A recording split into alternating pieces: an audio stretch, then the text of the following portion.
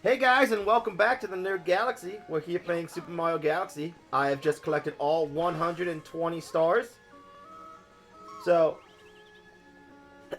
oh bless me. We are going to go and see Rosalina in the storybook. I'll get all the chapters done right here. Let us begin. Let us begin. Oh, she said that.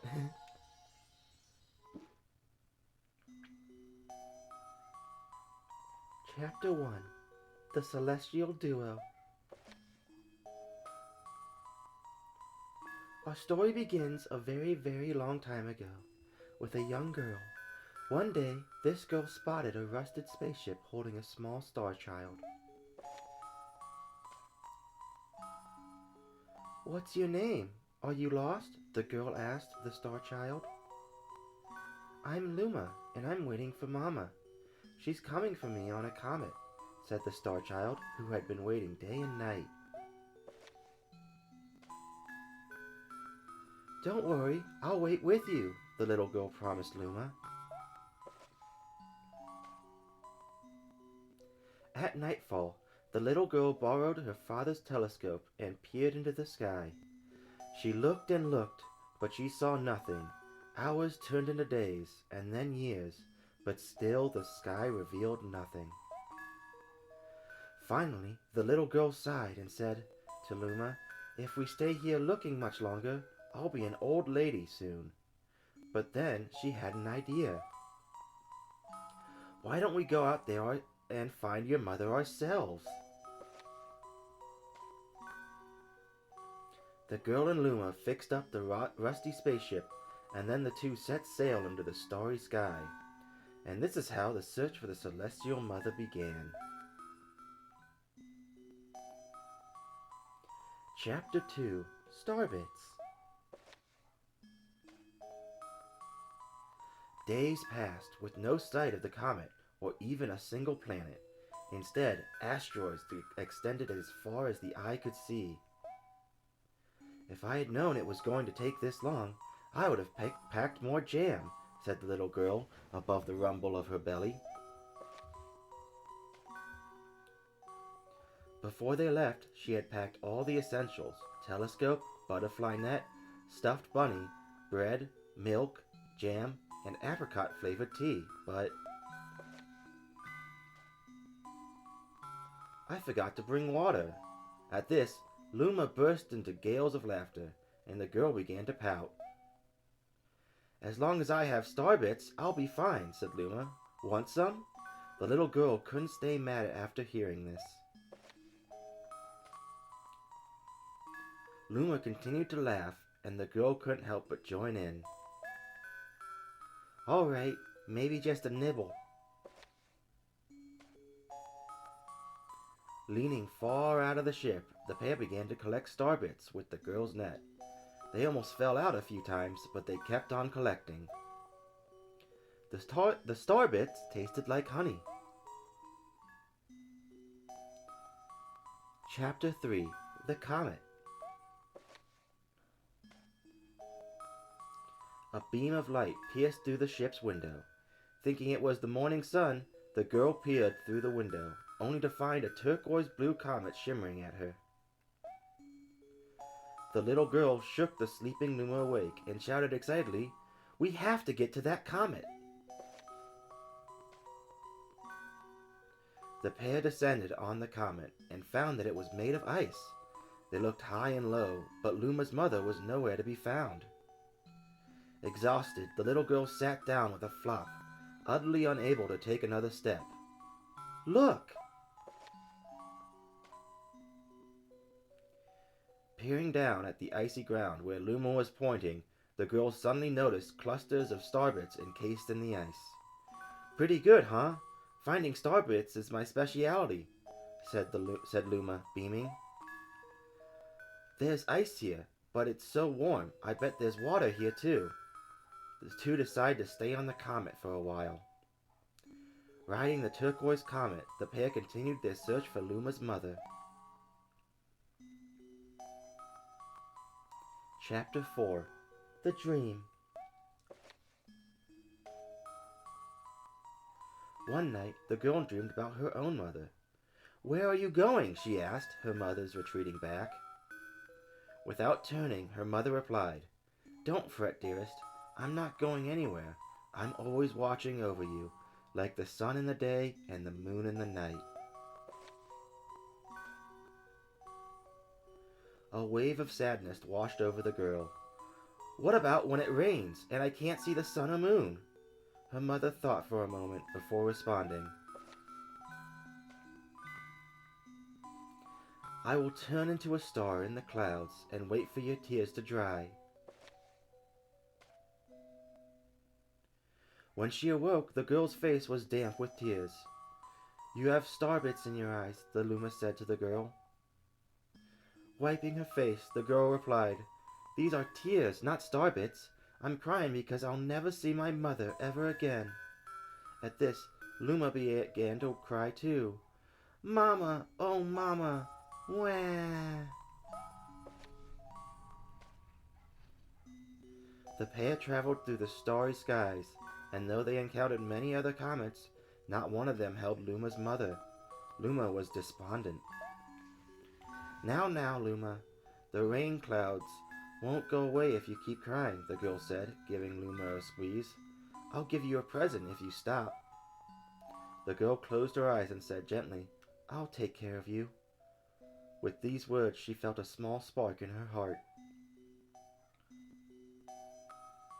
Chapter 5. Home. "The kitchen will go here, and the library will go over there," the girl said busily to herself. "We'll put the gate here." Ever since the girl took Luma under her care, she'd been bustling about at a feverish pace. It's a lot of work, but it's worth it to make a happy home.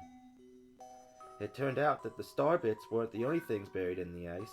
There were tools and furniture unlike any they had ever seen, and the girl used them to build a home. Looking at the completed house, Luma remarked, "Don't you think it's awfully big for just the two of us?" With a library, bedroom, kitchen, fountain, and gate, it was certainly spacious, but still something seemed to be missing. "If only my father, brother, and mother were here," the girl said wistfully. Indeed, the house was too large for its two small residents. That night, clutching her favorite stuffed bunny close to her heart, the girl fell asleep in the starship.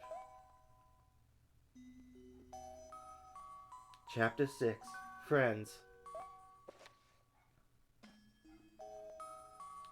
Then one day, while the girl sat sipping tea, a tiny apricot-colored planet appeared on the horizon. From the planet, another Luma of the same color emerged. "Do you two know each other?" the girl asked the two Lumas gleefully. Despite the girl's excitement, they seemed uneasy. The two Lumas neither drew closer nor backed away from each other. Instead, they just stared. Then one Luma broke the silence. "My mama!" At once, the apricot Luma parroted back, "My mama! My mama! My mama! My mama!" The two Lumas began to dance around the girl frantically, and neither showed any signs of stopping. The girl was so charmed by this adorable scene that she couldn't help but laugh. And that's when something very strange happened. Suddenly, more Lumas began to pop out from the apricot planet. They were all different colors, but they all shouted the same thing, "My mama! My mama!" The sight of all the shouting Lumas only made the girl laugh harder. "What am I going to do with all these children?" The Lumas just stared blankly as she doubled over laughing. "I guess we'll have to name each and every one of you." Tomorrow, once she has finished naming them all, she would begin moving all the Lumas into the new house. Chapter 7. The Telescope. After seeing their 100th comet, a sudden thought popped in the girl's head. "I wonder if my home planet was still as blue as it was." That's when she remembered her father's telescope. Peeking into the telescope, a tiny blue dot floated into sight. It was smaller than a starbit. How strange. It's so far away, but it feels so close. She twisted the knob of the telescope, and the blue dot grew until she could make out a grassy hill dotted with flowers. It seemed very familiar to her. Zooming even closer, a terrace on the hill came into view. I used to go stargazing there when I lived on my home planet. She remembered rubbing the sleep out of her eyes as she followed her father up that hill to look at the stars. She remembered how she and her brother would sled down that hill. She remembered having picnics with her mother on that hill on bright and windy days. And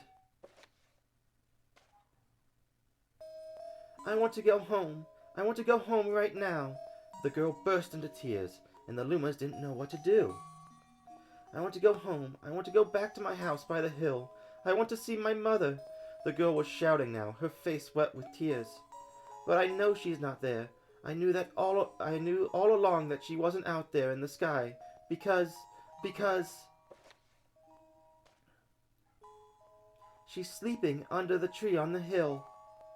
The girl's cries echoed through the stars, and a hush fell over the area. Chapter 8. The Wish. Though usually quite cheery, one day the girl became sad again. Luma drew close and tried to comfort her. Mama, you still have me. And don't be sad about your mama, because she's a part of you. That means she's always close by. It's like me. I love starbits because they remind me of my mama. No, no, the girl said, unable to stop the tears.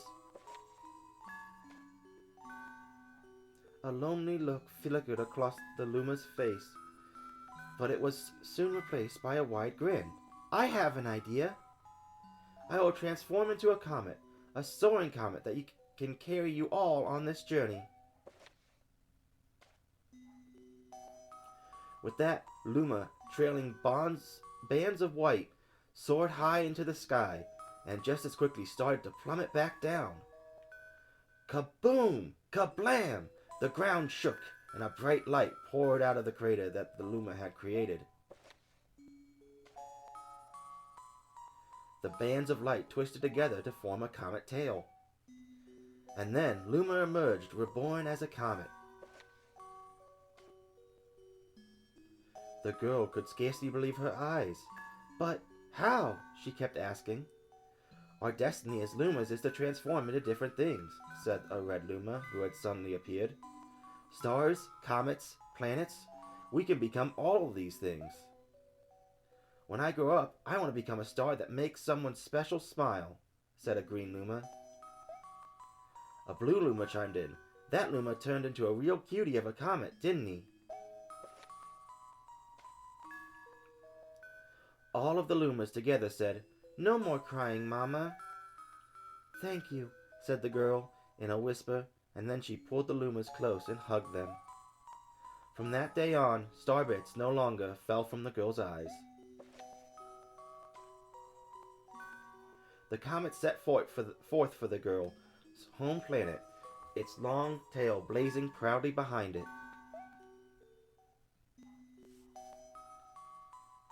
Final chapter, Family. With its many Lumas and telescopes, the comet was quite a sight to behold. The girl and the Lumas were proud to call it home. At a welcoming party for a new Luma, the girl gathered everyone in the kitchen and said in a louder voice than usual, All right, everyone, let's make a cake sprinkled with starbits.